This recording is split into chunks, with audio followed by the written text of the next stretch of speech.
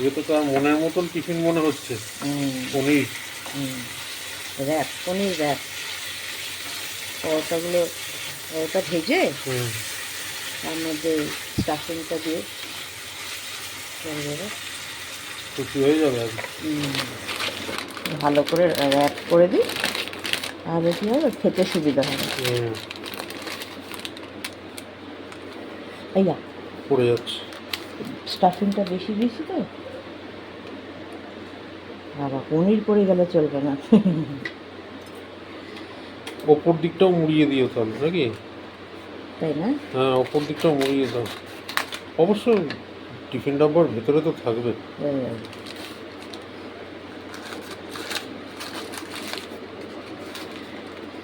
ওপর দিকটা মুড়ি দিলে আর বুঝতে পারবে না যে ঠিক কোন দিকটা দিয়ে খেতে হবে। Good morning and welcome to ফোরলি। সকলকে স্বাগত জানাচ্ছি আজকের ব্লগে। আশা করি তোমরা সবাই খুব ভালো রয়েছো, আমরাও ভালো আছি। প্রচণ্ড ব্যস্ত রয়েছি, এটাই যা। ওই জন্যে গতকাল তোমরা আমাদেরকে দেখতে পাওনি, মানে দম ফেলারও টাইম পাইনি। গুড মর্নিং আমার তরফ থেকে সকলকে গুড মর্নিং। ব্যস্ত মানে কি বলতো, ওর ব্যস্ততা অন্য ধরনের, আমার ব্যস্ততা হচ্ছে বাচ্চাদের এখন লাস্ট মানে পরীক্ষাগুলো সব, আর সব আমার সাবজেক্ট। আর আজকে হচ্ছে ম্যাথস, গতকাল সারা দিন শুধু সকাল বিকাল ম্যাথসের ক্লাস করেছে সব, সেই জন্য একটা ফোঁটা সময় পাইনি। যা হোক টুকটাক রান্না, ও দেখাবার মতো কিছু ছিলই না, তাই না বলো? এই যা কালকে আগের দিন মানে রবিবার ওই চিকেন চাপ, লাচ্ছা পরোটা এসব খাওয়া হয়েছিল। মালাবার পরোটা, লাচ্ছা পরোটা একই। ওই তারপরে গতকাল আমরা কি খেয়েছি জানো? আলু চোখা ডাল ভাত। আলু চোখা ডাল ভাত, সেটাও খেয়েছি। ও আমাকে আমারটা ঘরে দিয়ে চলে এসছে। তখনও কাজ করে যাচ্ছি। তখন কটা বাজে? তখন 4:15 বাজে বিকেলবেলায়। দুপুরবেলা লাঞ্চ করেছি 4:15 সময়। মাঝে মধ্যে একটু রকম হয়। দুজনের সাথে কথাই বলিনি কালকে সারাদিনে, কারণ আমি আমার কাজ নিয়ে ব্যস্ত, ওর পড়া নিয়ে ব্যস্ত।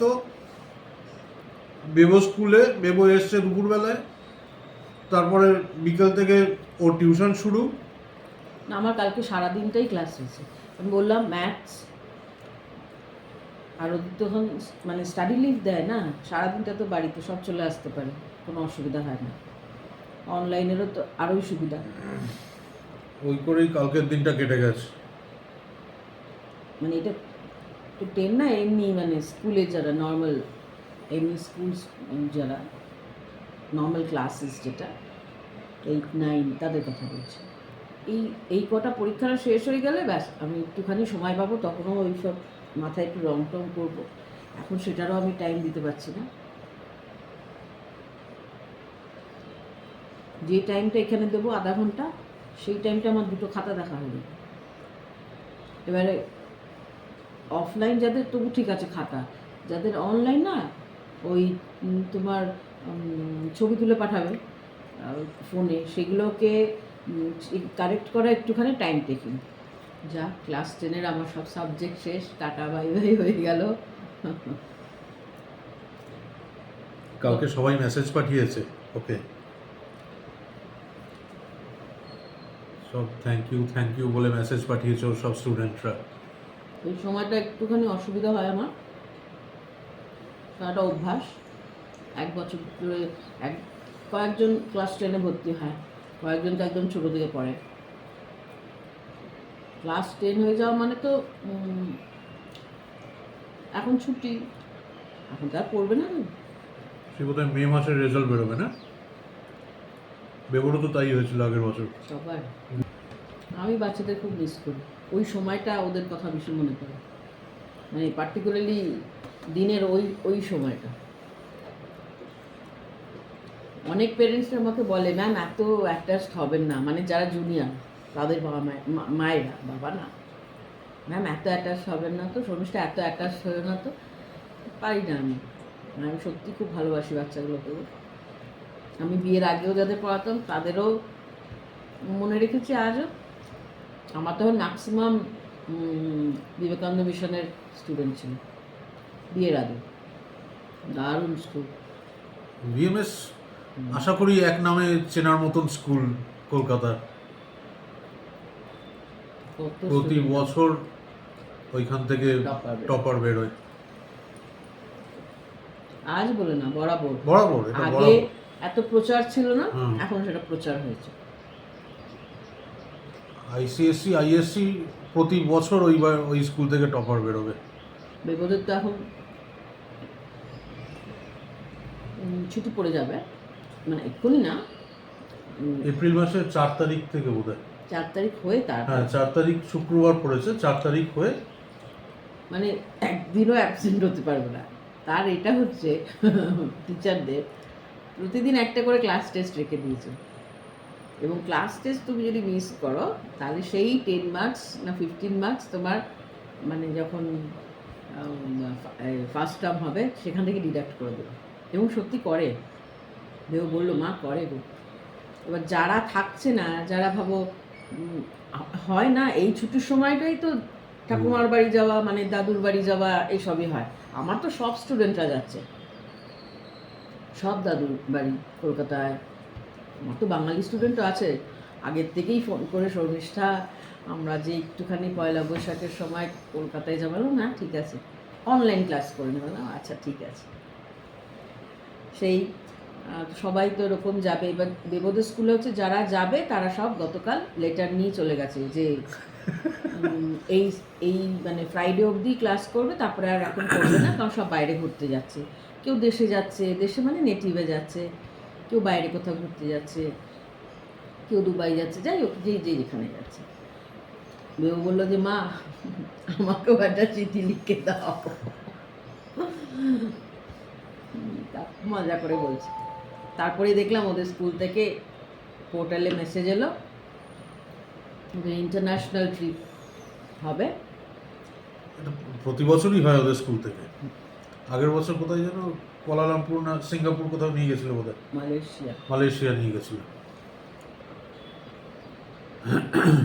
তো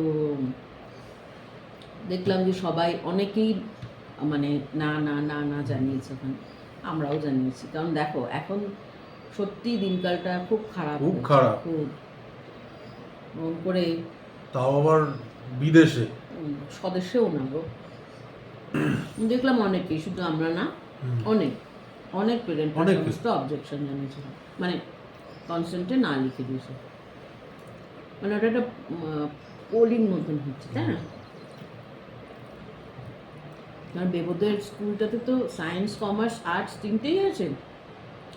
সায়েন্স থেকে বোধহয় কয়েকজন হ্যাঁ বলেছে, বাদ বাকি সব না বলেছে। কমার্সের ম্যাক্সিমাম না বলেছে, আর্টসেরও ম্যাক্সিমাম না বলেছে।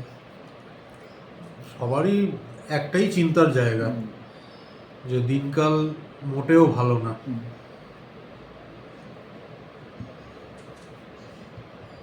সত্যি তাই গো। আবার চারিদিকে যা খবর আসে কানে, ভয় করে। তুমি ওদের ডিট্রি হ্যানা ত্যানা আরো কিসব হবে না, সেগুলো শহরের মধ্যে ওটা ঠিক আছে, কিন্তু এই সবে না। গেলে মিনিমাম 1 সপ্তাহের জন্য তো যাবেই। গত বছর যেমন ওদের উটি নিয়ে যায় বলেছে, সমস্ত কিছুই ঠিক ছিল, কিন্তু সেই খুব বন্যা শুরু হলো না, ল্যান্ডস্লাইড হচ্ছিল, তখন নিজের থেকেই ওরা স্কুল থেকেই ক্যান্সেল করে দিল যে না, কোনো রিস্ক নিতে চাই না আমরা। কারণ তার আগের বছর মানে বেবো তখন 10 পড়ছে, বেবো তো অন্য স্কুলে 10 পড়েছে, তখন ওদেরকে মানে ওদের 12-এর ব্যাচকে না 11-এর ব্যাচকে মনে হয় এতে নিয়ে গিয়েছিল তোমার সিমলা, ওইসব ওখানে তখন ফ্লাড হয়েছিল, মানে বাচ্চারা পুরো আটকে গেছিল, মানে কি অবস্থা নাকি। দরকার নেই, বাড়ির জিনিস বাড়িতেই থাকা ভালো। হ্যাঁ সত্যি তাই গো। ও বাবার সঙ্গে ঘুরবে, আমিও একদিন নিয়ে বেরোবো না হয়। আমার একটু ছুটি থাকলে দেখো আমি কেন জানো তো চট করে বেরোতে চাই না, ওই হাঁকু পাকু করে এসে ক্লাসে বসতে না, এখন আর পারি না গো। একটু সময় নিয়ে একটুখানি ঘুরলাম, কারণ ও একটুখানি না আমার সঙ্গে হেঁটে ঘুরে একটুখানি এটা কিনবো মা, ওটা কিনবো মা, ওটা খাবো, এই এইগুলো জিনিসটা। ওর সাথে এবার আমি যদি ওই সময়টা দিতে না পারি, আমি যদি বলি বাবু তাড়াতাড়ি কর, যেতে হবে, ক্লাস আছে, কারণ এত ট্রাফিক হয়, বাই চান্স ট্রাফিক আটকে গেলাম, তখন বাচ্চাদের তো সবসময় বলতে পারি না, 15 মিনিট পরে এসেও বলতে পারি, তারপরেও বলে যাব আমি এখনও রাস্তায়। আমার বাচ্চাগুলোকে আমি খুব বকি, জানো তো, টিউশন অ্যাবসেন্ট হলে সৌরভ বলে কোন টিচার বকে গো অ্যাবসেন্ট হলে, তো আরো তো ভালো অ্যাবসেন্ট হলে তোমার ছুটি হয়। আমি বললাম না, ওই একটা দিন যেটা মানে পড়াশোনা থেকে ডিটাচ হয়ে যায় না, ওই কনসেন্ট্রেট করতে ওদের মানে মাইন্ডটা ডাইভার্টেড হয়ে যায়। আর সৌরভ বলবে যে ভালোই তো, ওরা ছুটি নিচ্ছে, তুমিও একটুখানি শুতে পারবে, একটু রেস্ট নিতে পারবে। আলাম না,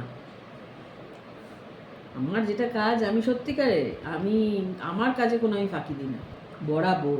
তারপর তো পরীক্ষার আগে রবিবারও দেখি না কে 1-1.5 ঘন্টার জন্য আসছে, কে 2 ঘন্টার জন্য আসছে, কে কোন নেই, আমি ওসব দেখিনি। তখন মানে কিছু বাচ্চা আছে রোজ আসার কথা না, পরীক্ষার সময় রোজ, মানে মানে একটা সপ্তাহ টানা রোজ আসবে। আমি ওরমভাবেই পড়াই, আমি বলেই দিই যে আমি ভীষণই স্ট্রিক্ট, আমার কাছে এলে শিখবে সেইভাবেই এসো, ওই আসছি টাইম পাস করছি চলে যাচ্ছি ওটি হবে না এখানে। কালকেও যেমন একজনকে দিয়েছি ধাতানি সন্ধেবেলায়, একটু বকি, বকি ভালোর জন্যই তো, বলো তো, বেবোটাকেও তো কি বেবোদের স্কুলের ফিজিক্স টিচারও ওইরকম টাইপের। আমার মতো বেউ ও বলে, বাবা, বেউ বলে মা পুরো তুমি, ফিজিক্স টিচার অ্যাবসেন্ট হলেই হচ্ছে বোম। অ্যাবসেন্ট তো ঠিক আছে, অ্যাবসেন্ট এবার তার যেদিন মুড হবে, এখন যে স্কুল হচ্ছে এই 4 ঘন্টার মতো স্কুল হচ্ছে তো, 4 তার যেদিন ঘন্টাই physics 4 নিয়ে। ঘন্টাই সে ফিজিক্সের পিরিয়ডই নিয়ে নেয়, মানে এত না পড়াশোনার মধ্যে, মানে পড়াচ্ছে যখন আর কোনো টাইম কোনো হুঁশ থাকে না তার। বেবো বলে তো বাবা, সবাই সবার মুখ শুকিয়ে যায়। স্বাভাবিক, 4 ঘন্টা ধরে একটা সাবজেক্ট পড়িয়ে যাচ্ছে। ম্যামেরও তো কষ্ট। হ্যাঁ। কালকে যেমন বলছে মা, ম্যাম এমন পড়াতে ভালোবাসে, ম্যাম ব্রেকফাস্ট করেনি, ম্যাম একটা লাঞ্চ ব্রেক দেয় আমাদের, সেটাও যায়নি, তারপরে গিয়ে লাস্টে মানে ছুটি হবে তার 10 মিনিট আগে নাকি বলছে আর পারছি না, টায়ার্ড হয়ে গেছি, এবার তোমরা নিজেদের মতন যা খুশি করো, আমি একটুখানি টিচার্স রুমে যাচ্ছি। তখন বেও বললো যে তাহলে ম্যাম তখন হয়তো একটু খেতে গেছে, কারণ ম্যাম আর পারছে না। ফিজিক্স টিচার ওইরকম। না গো, যারা না অন্তর থেকে পড়ায়, যারা পড়াতে ভালোবাসে, তারা এরকমই হয়, টাইমের কোনো জ্ঞান থাকে না, ওই টাইম দেখে দেখে আচ্ছা 2 ঘন্টা হয়ে গেছে এবার যাও, পড়া হোক না হোক, যারা ভালোবাসে তারা করে না। আমি ওইভাবেই পড়াই, একটু পাগল টাইপের না আমি। এটাকে পাগল বলে নাকি? যারা ভালোবাসে তারাই এরকম। ওই জন্যই তো ওদের স্কুলের ফিজিক্স টিচারের কথা বললাম, ওইরকম বলে টাইপের। মা ফিজিক্স টিচার আর ম্যাথস টিচার দুজন নেই তোমার মতো, দুজন নেই, ম্যাথসও ফিজিক্সও। ম্যাথস টিচার যদি মনে করে সে সারাদিন ম্যাথসই করিয়ে যাবে, সেটাই করে। ফিজিক্স টিচারও যদি মনে করে সারাদিন ফিজিক্স পড়িয়ে যাবে, সেটাই করে। এই স্যাটারডে আজকে যেমন ম্যাথস ফিজিক্স ম্যাথস একটাই শুধু ইংলিশ ক্লাস হবে, তাও হবে কিনা ওটা ডাউট আছে, দুজনেই নেবে ম্যাথস আর ফিজিক্স। ও বললো মা এই শনিবার দিন ম্যাথস আর ফিজিক্সই হবে এক্সট্রা ক্লাস। আমার ভালো লাগে গো, আমার দারুণ লাগে, আমি ওকে বলি এনজয় করবি বাবু, এটা টিচাররা শেখাচ্ছে, শিখবি।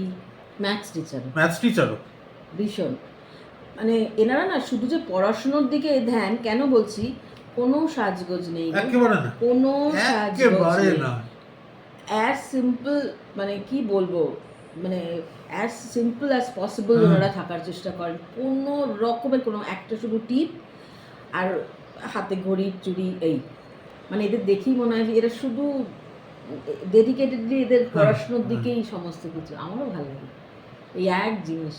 এবং আমাকে বলে মা এই দুজন টিচারকে যখন আমি ক্লাসে দেখি, আমি ভাবি আমার মাও ঠিক আপনাদেরই মতন, সারাক্ষণ শুধু পড়ানো, নিজের, ওনারাও চুল সাদা হয়ে গেছে কি হয়েছে কোনো ধ্যান দেয় না, আমিও তাই, এখন হবেই না, আগেই সৌরভ আমাকে বলছেন, আমি না এখন বলবে না, কটা দিন যেতে দাও আর কটা পরীক্ষা বাকি।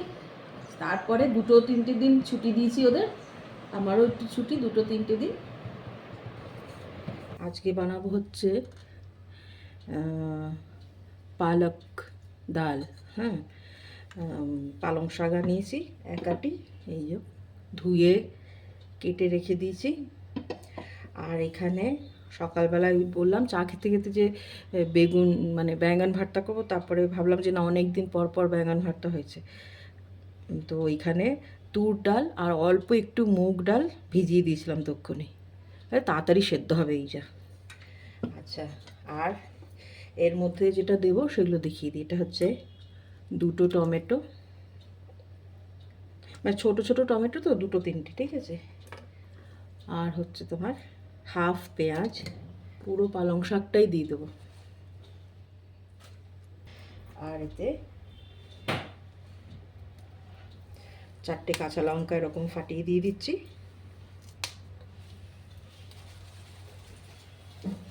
কাঁচা লঙ্কাগুলো কখনো ঝাল হয় কখনো হয় না, দেখছি। আচ্ছা, আর যেটা দেবো এটার মধ্যে সেটা হচ্ছে হলুদ, লঙ্কা গুঁড়ো,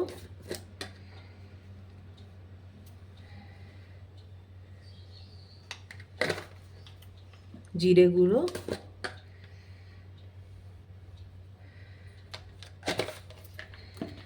আর নুন।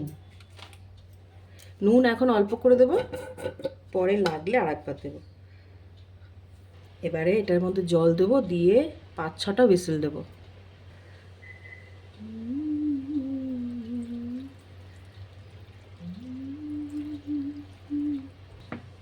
এটা এবার বসিয়ে দেবো, 5-6টা হুইসেল দেবো, একদম পুরো গলে যাবে, তারপরে দেখাবো আবার। ডাল সেদ্ধ হয়ে গেছে, এবারে ডালে ভালো করে ঘেঁটে দেবো। হ্যাঁ, মানে ডালের কাঁটা দিয়ে। এই দিকে কুঁদরি কেটে নিয়েছি, একটু হালকা ভাপিয়ে নেব। একটা কুঁদরির ভাজা করব, আর এই কুঁদরি ভাজি আর একটা ভেন্ডি ভাজি করব। ডালটাও এখানে ঘেঁটে নিয়েছি ভালো করে। এবারে শুধু তড়কা দেবো এতে, সেটা দেখাচ্ছি। ডালটায় তড়কা দেবো, হ্যাঁ, তার জন্য তেল আর অল্প একটু ঘি মিশিয়ে গরম করেছি। এবারে দিলাম হিং, শুকনো লঙ্কা, গোটা জিরে, হাফ পেঁয়াজটা ওতে সেদ্ধ করেছিলাম ডালের সাথে, আর হাফ পেঁয়াজটা দিলাম। একটুখানি আদা রসুনের পেস্ট দেবো।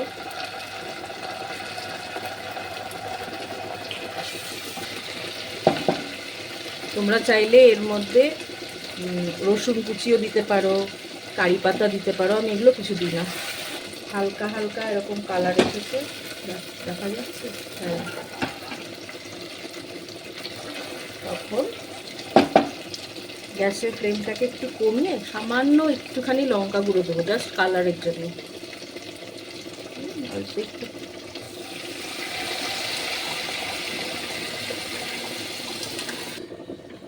এটা এখন একটু ফুটবে, যদি দেখি নুন লাগবে তাহলে একটু নুন দেবো, ব্যাস। আর আলাদা করে কিচ্ছু দিতে হবে না। এবার যদি তোমরা মনে করো খাওয়ার সময় ওপর থেকে একটু ঘি ছড়িয়ে দেবে, কিন্তু ডালটা গরম থাকতে হবে, দিতে পারো, নয়তো আর ঘিয়ের দরকার হবে না। আচ্ছা, আর একটা শুধু যেটা আমি দিই সেটা হচ্ছে একটু গরম মশলা ছড়িয়ে দেবো ওপরে।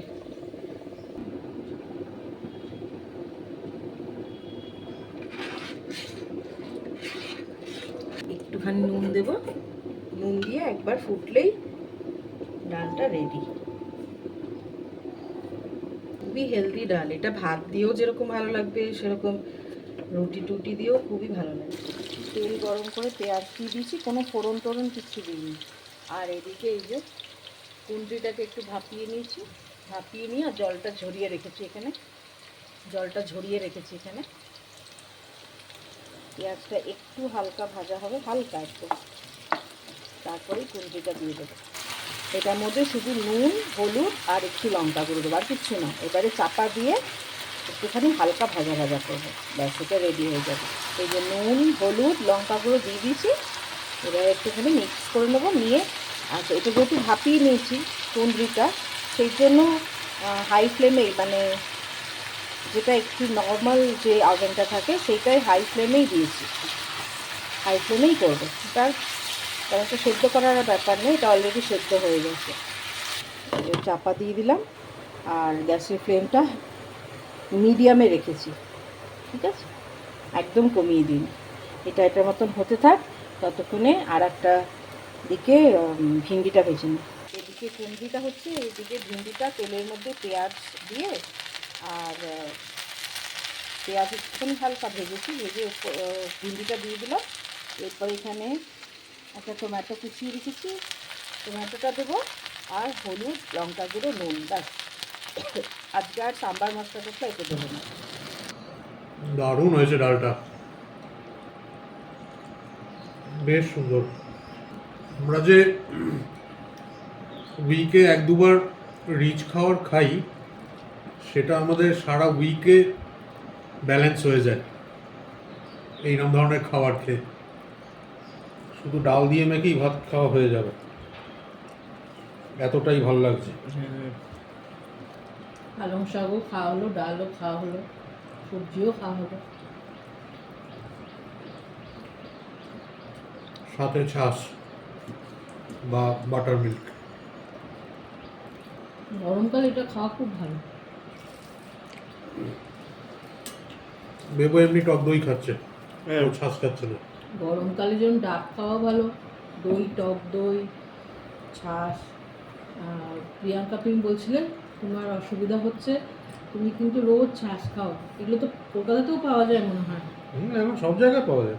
বিগ বাস্কেটে বা ব্লিঙ্কিটে অর্ডার করে দেবে, একসঙ্গে 6টার প্যাক বা যেরকম পাওয়া যায়, এনে ফ্রিজে রেখে দেবে, রোজ একটা করে খাও। একটা কি 2টো খেলেও কোনো ক্ষতি নেই, তুমি দেখো। আর একটা জিনিস হচ্ছে জিরা ওয়াটার, সেটাও কিন্তু খুব ভালো।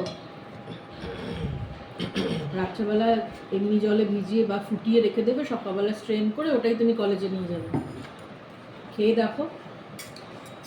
ডাইজেশনের যে প্রবলেম বা কি ইনডাইজেশন হচ্ছে বা কি, সেগুলো কিন্তু কমবে।